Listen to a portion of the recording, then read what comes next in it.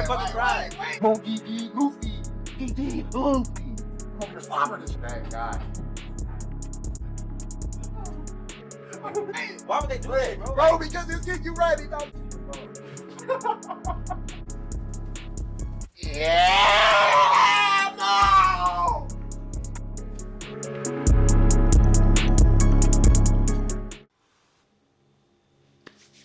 What is good, people? It is your boy T-Rav, and I'm here right now with the Iron Claw movie review, starring Zac Efron and some other big timers, you know what I'm saying, from A24. This is gonna be a spoiler review, so make sure to like, subscribe. If you don't want spoilers, please go check the movie out. We about to hop into it. So, yeah, this is actually a true story, you know, for the most part inspired by real events. This was a real wrestling family that was operating out of the WCCW World Class Championship Wrestling, which was a promotion started up by Fritz von Erich, the father of the family. And he was a wrestler, you know what I'm saying, in his time, and he tried to, you know, make it to the top of the ladder. Didn't work out for him. For whatever reason, he dedicated his life to it. Didn't work out great. But I guess back in that time when you're wrestling coming up in the 50s and 60s, going in and making your own promotion, that's where the actual money was. So the WCCW was doing good, and especially when his kids got to an age where they were, you know, able to wrestle, super athletic, and come into their own, got them into the business, and here we go. They were, the Von Erich family was gonna run the WCCW and eventually go try to capture the NWA World Heavyweight Championship, which was really cool because in this movie it was held by Harley Race, who cut a sick ass promo. I ain't gonna lie, he cut a sick promo, and then Ric Flair, who is kind of like the main villain of the movie, but he's really not. He's not even an antagonist for real. I mean, I guess you could say he is for Kerry and Kevin later on, but it's really not. The main antagonist of this movie is the dad. And really, this is just like, it's a great movie, but it is a tough movie to watch because you know that it's all just gonna go downhill. And even if you hadn't watched the documentary beforehand, it's an episode of The Dark Side of the Ring, and it focuses on the Von Erich family that tells the true story. Shout out to Michiko and Bree-san for helping me out with that, because that was hella informative to go and actually watch that first. So when I did go into the movie, I had an idea of how it was going to play out. I just didn't know where they were going to end. And sure enough, A24 did their thing with this, man. Because, okay, Kevin, our MC, that's Zac Efron. He's big, he's athletic, all this stuff. You know what I'm saying? He looks like a wrestler for real. The man was fucking jacked, bro. Yeah, bro. The homie was huge. Okay, and then he's the oldest of the brothers right now. Then you have David, then you have Kerry, and then you have Mikey, right? Mikey's not really involved.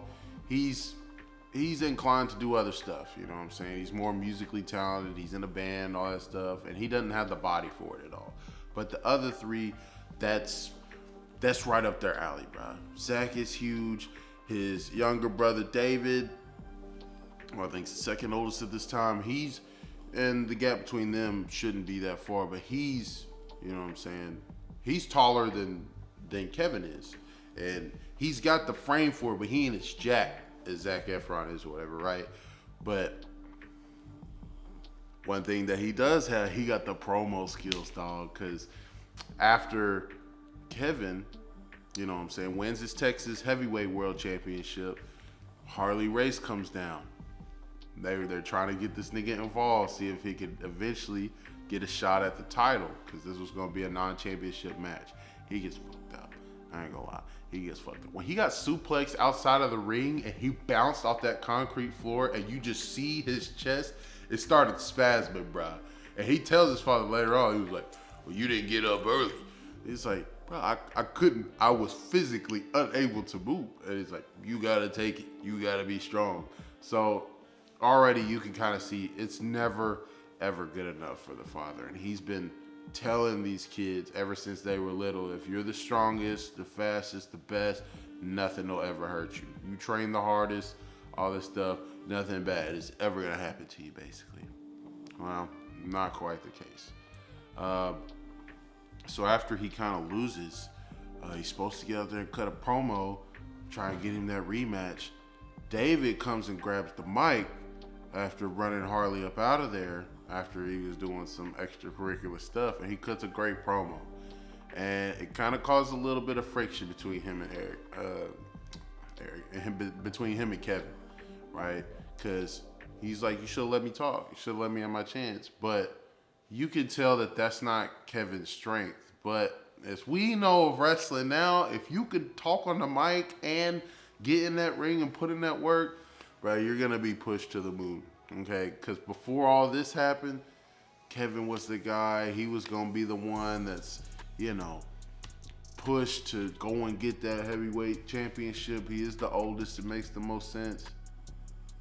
After this happens, that's not really going to happen anymore. And they even brought in their other brother, Kerry, who was training to be an Olympian and was away from the family. Honestly, while Kevin is probably has the most raw athleticism, Kerry he looked like an Olympian, bro. He was going to be an Olympian discus champion because he held the junior world record or whatever, right?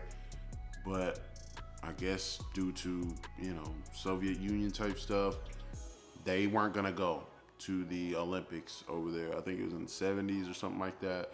He wasn't going to be able to go to the Olympics because the U.S. decided that we just wasn't going to go. And you can see how much that hurt this man. You could see that he trained hard for that shit. And we didn't even really get to see him train a ton, but he was training hard. Away from his family, all that stuff, just so he could go and achieve this goal, gets ripped away from him. What does the father do? Oh, you need to start thinking about your future. I'm going to bring you in. You're going to be a wrestler now. And it was, in a way, it was cool getting to see those three brothers work together, you know what I'm saying? They had the triple tag team thing going on, and they was running shit, bro. People loved them, but you also see the toll that it's taking on them. They're wrestling sometimes multiple times a day, like over 300 days out of the year. That's crazy, dude. That is insane. And you know that back then, they're not pulling the punches quite as great as they are now. I mean, they're hitting people with stiff shots and all that, and you see drug use, you see the alcohol abuse and all that stuff. And Kevin's doesn't really partake in that stuff. He ain't no, Clark Kent that ain't gonna have nothing at all, but he ain't doing none of the wild shit. You can see that Kerry's starting to fall into that wild stuff. And then at the same time, while David's getting his push, and now he's got the opportunity to go over to Japan because they have this whole plan set up for him. He's gonna win here, win over in Japan, because I guess back then, if you don't win over, the Japan fans, then there was only so high that you were gonna go. I didn't realize that Japan was that important to the wrestling scene in the world, to be quite honest. So he's gonna go over there, dominate Japan, then come back here, and after so many months, eventually wrestle Ric Flair for the championship. They get a call. And this is after, just wholesome moments, bro. Just, God, it was just so tough, bro, because, Kevin met a girl named Pam, and she's nice, and honestly, she'll be perfect for him. And like the week before he leaves out to Japan, or shortly before that, they get married. David's there at the wedding. All the brothers are there, and they're just having a great time, bro. You can see just how close they are, and even the father's having a decent time. The mom's doing her thing, and then Kevin goes off into the bathroom. He hears someone throwing up. He thought it was Kerry because Kerry was going pretty hard. Turns out it wasn't Kerry. It's David throwing up in the bathroom. And bro, there was blood everywhere. And I was like, dude, get this man to the hospital, please. Don't let him go on no plane and go over there. And Kevin tries to tell him, like, you need to see somebody. And he's like, oh, I'll be good. I've just been running hard. And he's like, you think it's going to be easier when you go and start wrestling to be the champion of the world? Like, no, it's only going to get tougher, bro. But obviously, it's a dream of his, too. And that's the thing. Like, I can't fully just destroy the father in this movie, although he is obviously the main one to blame for how things go throughout this movie. At the end of the day, this is the dream of the kids too at some point. And maybe not as much for Kevin, because he wanted more than anything just to wrestle with his brothers. He feels like they're unstoppable when they're together and wrestling. Like, that's the thing that they do together. And he loves it. But even him, when David had cut him off and came in there and cut that promo afterward, he got upset with him because he probably never thought that he wanted that championship to begin with. But when it's right there put in front of you, when it's right in front of you and you come that close and don't get it, start to want it that much more. So they get a call from Japan. He hadn't been over there that long. David's dead. Apparently there was some intestinal rupture that he had.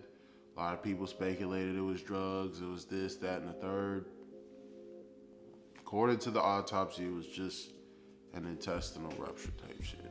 And you didn't really see David doing a bunch of wild stuff either. So I don't know if it was something more or really just bad luck. Honestly, the way they make it seem, it's just terrible luck, bro. And so after that happens, you know, it's rough. And I know that, you know, at funerals like this, and certain families, they're like, okay, you come on now, tighten up. Today, it's not the day for us to be bawling our eyes out and all that. You're a man, you know what I'm saying? You be strong, don't show that type of emotion. So much so that, like, homie's wife is over here crying and looking at him crazy because he's not really reacting, but you could just see it's already breaking him. And this is actually not the first brother that he's lost. And while we say he's the oldest, he's technically the second oldest, because when he was real young, his older brother Jack Jr. accidentally passed away as well. And that was off of that was real, like, there's nothing you can do about that. That was like the freak accident of all accidents. The actual documentary, it talks about it some. But now you've lost your second brother. And you're like, what is going on? And you've always been told about this curse of the Von Erich family and all this stuff. And I don't know how much they were playing that up for the movie, but it definitely eventually got to this nigga more and more as the movie went on. So Dad has a new plan now. And he's like, all right, who's going to step up? Who's going to get this done? Kevin's like, I'll do it. And he's like, yeah, you're right. You know, you are the oldest. You probably should be the one to do it. Carrie says, no, I want to do it. And they get upset with each other. So I don't think there was unhealthy tension there. It's really just more like they're rivals for real. Like, they want the best for each other, but at the same time, they both want that thing. And you know it's just that much more important to Carrie as well, because he already had the Olympics taken away from him. You could tell at this point, he just wants something he can hold on to and say that this is mine. So I can't be mad at Carrie for wanting to go for it as well. And somehow the father ends up choosing, he ends up choosing Carrie to do the job. You know what I'm saying? And they had even tried to get Mike involved earlier to kind of take the spot, David, and that just was never gonna go well, bro. Never gonna go well. And you can see he don't got it. He don't really got the build or the body for it. And in the movie, like, the frame that he has, if he was given some years where he tried really, really hard, I do think that, honestly, he could have built himself up to be able to withstand the punishment of wrestling, bro. Because he was basically as tall as David. Now, when I go back and watch that documentary, I think he was a completely different size from what I saw. I mean, maybe I'm tripping on that, but from the movie, he looks like the second biggest. And I really feel like over time, probably could have built up a frame. But obviously, that's not what he's been interested in before, and now he's getting thrust into it. And I do think, to a degree, he wants to do it. He wants to step up for the family, help, continue on the family's good name, all that stuff, man. And, so they're going to train him up and see what goes down there. Carrie is chosen to be the one that goes and tries to get that get back, against Ric Flair and get that World Heavyweight Championship, and he gets it, bro. He gets that motherfucker. So clearly, Carrie, and from the documentary and stuff, it was talked about how much of a technician he was. And that makes sense. He's an Olympian. You want to talk about skill and, being able to control your body. It makes total sense to me. And he's built for it too. He's a little smaller, so I'm sure it doesn't take as much for him to move his body around as Kevin, so to speak, or whatever, right? So he gets that championship. Comes home. Everyone's happy for him. And you can see he's just sitting in the dark at the table by himself. And he really can't believe it. He said he hadn't even come down yet. Kevin walks in and you think there's going to be some tension there. And he was like, I was never mad at you. Like, I'm actually really proud of you, bro. Like, I was never mad at my brother. I was mad at the situation. But you did it, Gary. Like, you did something that none of us, our father, no one has been able to do. I'm so proud of you, bro. And you can tell he doesn't know what to think, but he's happy that his brother supports him like that. He's had a beer or two, maybe 10, I don't fucking know. And he's like, you know what, I'm gonna go take a ride, clear my head, just try to figure this out. I'll be back in a little bit.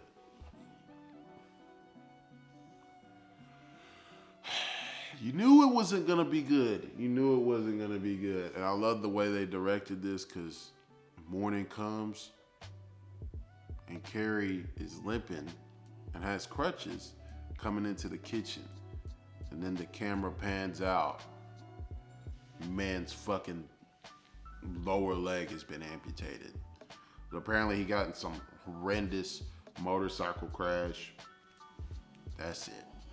Honestly, how he even attempts to come back and does, to a degree, wrestle with a fake leg, that's fucking crazy. I'm not gonna lie. But the tragedy doesn't stop right here. Yeah, you better stop that shit. I'm doing a video, nigga. Simon, go outside. Damn, always trying to ruin a good thing. Yeah, man, but shit don't stop there. In one of Michael's first matches, he breaks his arm. You think that'd be no big deal. Dude gets an infection, a staph infection. He's running horrendous fever. And he comes through it. But bro, when they go to do the press conference for him to announce his return, dude's not there, bro. Dude's not the same. His speech isn't even coming out right. He has this kind of blank stare going on, and that shit's not gonna happen, honestly.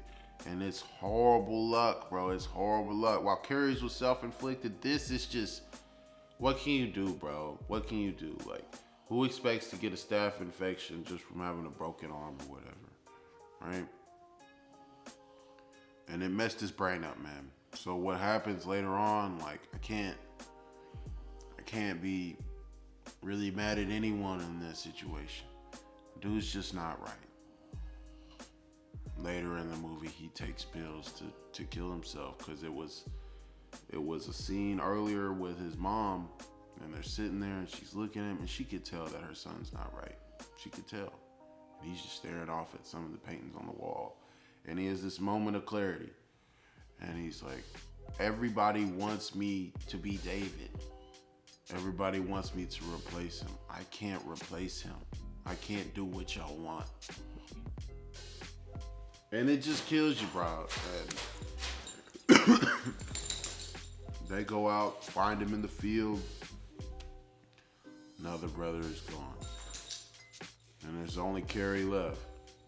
And Carrie, you know, he's struggling his damn self because, you know, he wants to wrestle again and he wants to do his thing, and he builds himself back up and is able to get out there, gets a contract from the WWF, goes over there. They would change his name to the Texas Tornado, which is fucked up. So that kind of gives you an idea of where that was heading. Like, obviously, he wasn't getting the most traction, and even, you know, just he wasn't getting the push that he thought he was gonna end up getting.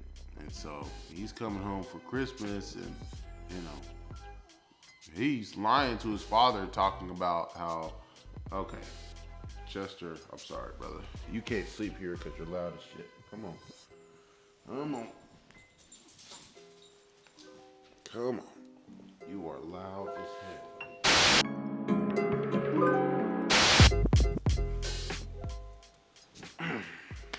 Excuse me, people. Anyways, yeah, so he comes home for Christmas and he's kind of lying to the family, talking about how, oh yeah, like, I'm gonna get that shot at this title real soon. And it's just fucking dumb, because this father, bro, it's like he's so obsessed with winning some heavyweight championship or whatever promotion it is, that it's like nothing else matters to you, bro. You don't just ask how, like, is your son doing okay? Do you not see him? Okay, he's running fast and hard, and you can tell that this man's off a lot of drugs at this point. Okay, and who can blame him? Man's fucking foot is gone. He's trying to wrestle on that shit, and earlier when he's training, he can't barely even stand. The fact that he's laced himself up to get to this point where it's hard for you to tell in the ring is wild, bro. It's fucking wild. And he does end up admitting to Kevin later on what's going on. But that's already after he's in some hotel room and he's talking about, I can't do it anymore. I'm in so much pain. And then he goes on to say that he wants it to end. And it broke me, bro, because Kevin is like, how could you say that to me? How could you say that to me? Don't do anything reckless, Carrie. Just tell me where you are. Let me come get you.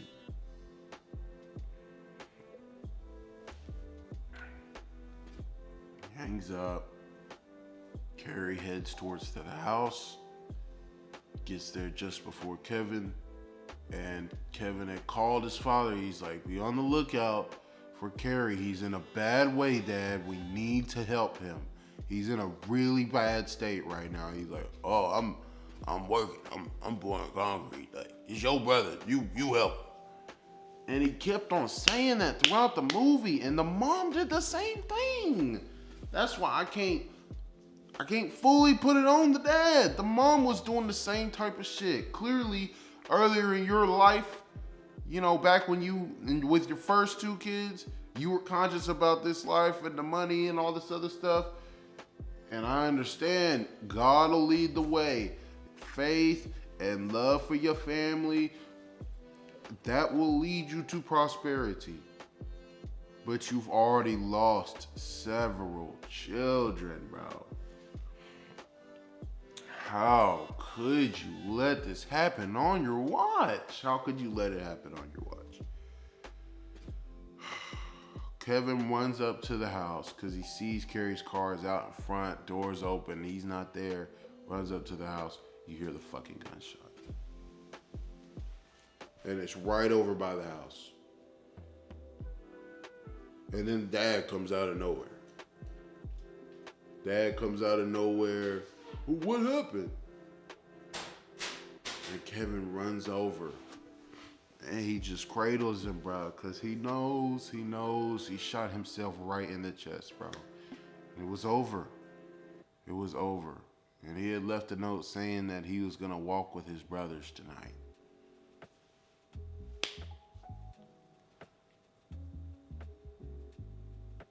It was just hard, bro. It was hard to watch. And my favorite scene of the movie, happens shortly after Kevin damn near strangles his dad to death. Cause he's like, I told you to watch out for him.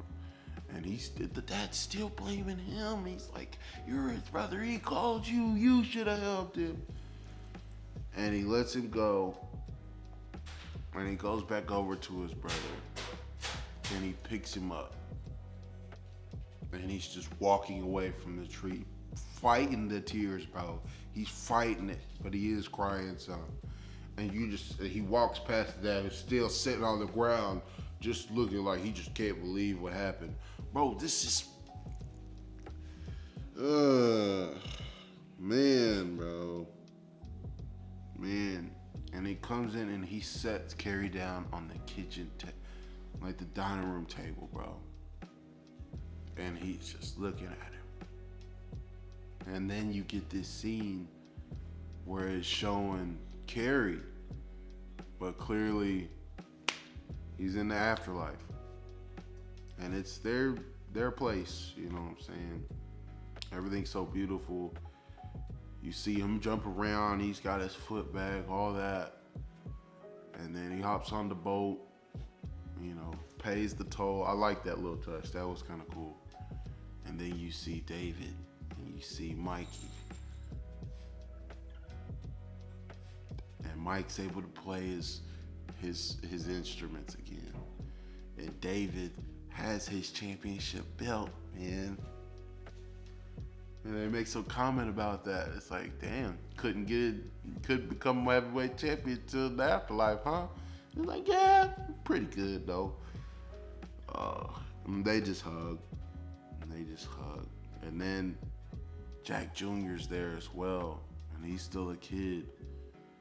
And then they all just come and hug each other.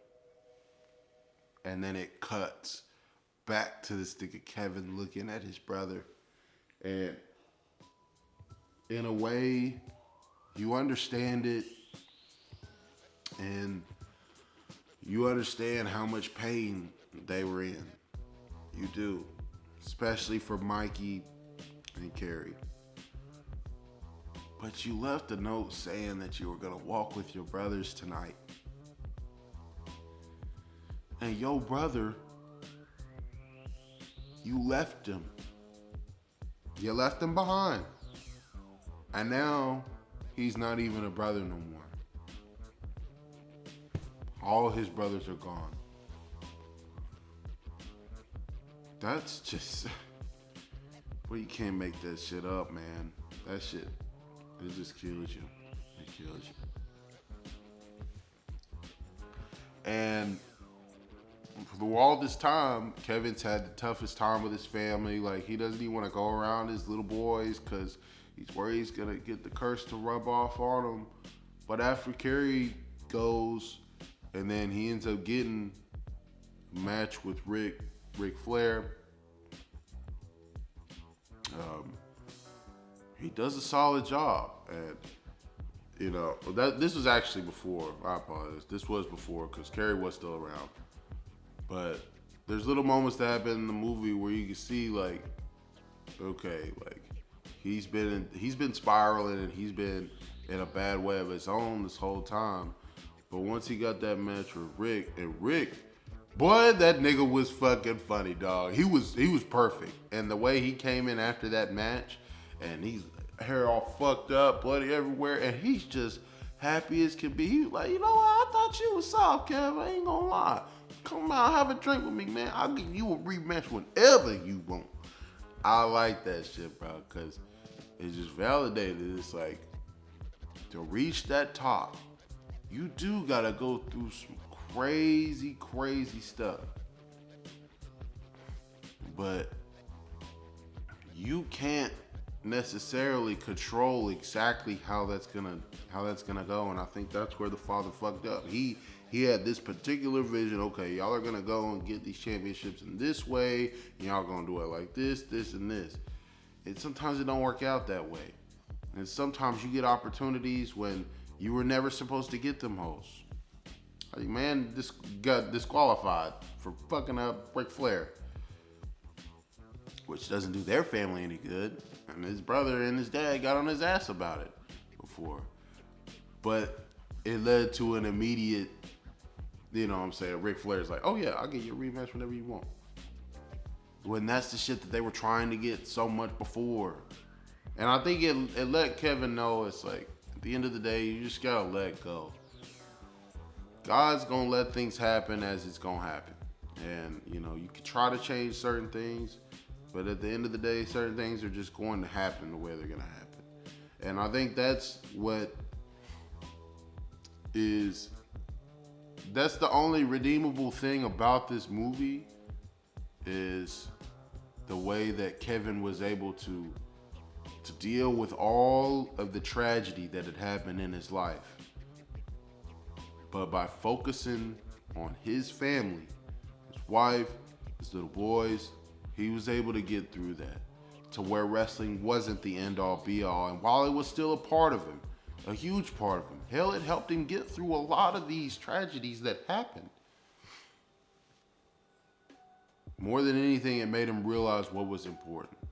It made him realize what was important. Did the WCCW fall under his watch?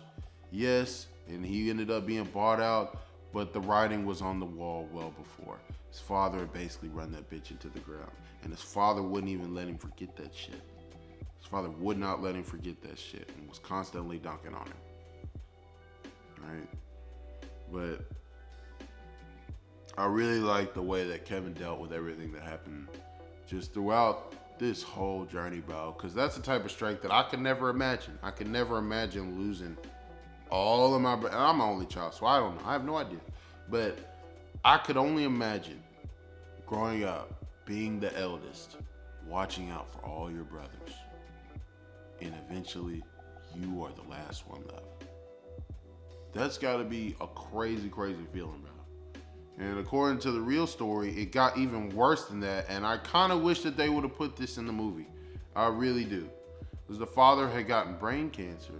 And according to the documentary, he had pulled a gun out on Kevin later on. I'm not sure how long after Kerry passed that it happened. But he pulled a gun out on Kevin and told him, like, this is all your fault, basically, type shit. Like, the only reason why you didn't pull the trigger is because you didn't have the guts. Like, can you imagine saying that? And he had cancer. We don't know if that's the cancer talking or if that's the man. I look at it like this, bro. You had enough wherewithal to know that you're speaking to your son. Because you're referencing your other sons through this line, and you're, you know what I'm saying, you're speaking to him. You must know that you're speaking to your son. And to tell him something like that is crazy. It's crazy. And that's why it's just, the real life story is like just as bad, if not worse, especially because that stuff with the father. But the way the movie, and in fairness in real life, they all love their father. They all love their father. And he was very reluctant to try to blame his father for what happened. It's just, things happen. From an outside perspective, did he push them way too hard? Did he force feed dreams into their head to make them want something so bad that they kind of destroyed themselves? Yes. But at the end of the day, you have the right to say no. You can leave said family. But they watched him when he was wrestling. It's hard not to think of your dad as the greatest thing in this world. Even though he was a villain when he was a wrestler, they fell in love with wrestling watching him. So it's hard for me to believe that they wouldn't have kind of gone down the path of wrestling anyway. But the dad is for sure He's a hypocrite, bro. He's 100% a hypocrite because he throws out a line halfway through like the movie, and I forget which son he told it to, and he was like, you know, I didn't want this wrestling life for you, but you chose it, so this is what we gonna do. I think it was after David passed. And it's like, bro, you have displayed no level of contrition. You have displayed no hints that has been the case. Ever. You made them want to do this. You ranked your own kids. Okay? Some could say it's in jest. He was not playing around, bro. I don't think he was playing around. Some would say that fosters healthy competition. I don't think that was the case with this particular family, man. But overall, solid ass movie. I have to give it a 7 out of 10. I think the only place this movie suffers, unfortunately, is just the replayability. And that's just not the fault of this movie alone, but it's draining, bro. It's so sad. And you know that it's just, there's almost no silver lining to this movie. The only closure moment you get is the Carrie scene, meeting his brothers in the upper room, and then him playing with his little boys at the end and letting it all go. Like, that's the only great things about this movie that you could take away and feel good from. Otherwise, it just beats you down, man. I ain't gonna lie, it's a rough watch, but in a good way. It definitely affects you, and you feel for the family, you feel for all the characters. And fuck the mom too, because you weren't no better. You were doing the same type of shit that dad was to a lesser extent. When Kevin went to you to say, can you talk to some of my brothers? You were like, oh, well, they're your brothers. You talk to them. Like, I don't understand that concept of having kids and having more kids to raise your other kids. You understand what I'm saying? That shit don't make no sense. Not when y'all are around. Not when you're watching your family die in front of your eyes. Maybe the first two was fluke shit, but the last two were not. Do something about it. It's too late to separate from the husband after all your kids are basically gone. And then you tell him that you tore this family apart. It's too late for that then. It's too late. You watched it happen. You watched your family get destroyed.